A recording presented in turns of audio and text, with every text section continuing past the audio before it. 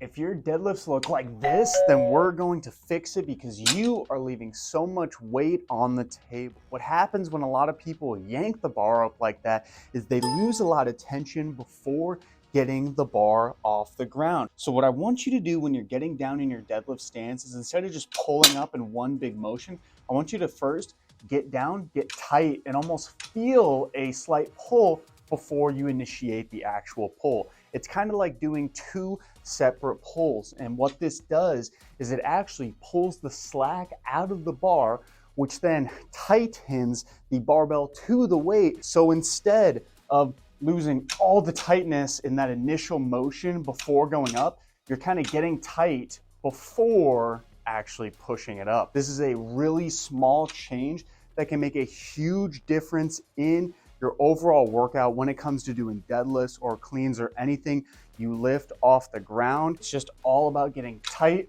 before you stand up fully.